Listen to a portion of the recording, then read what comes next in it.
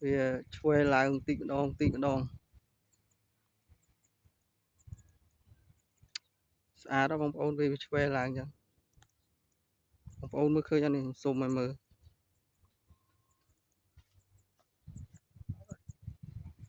bông ôn mới khơi cho nó bông ôn vì bông quay lại bông là cua lo bông ôn ơi bông ôn mới khơi cho nó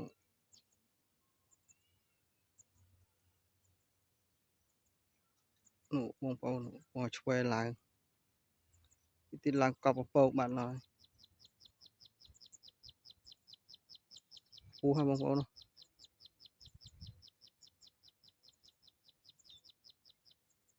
ngày tí đó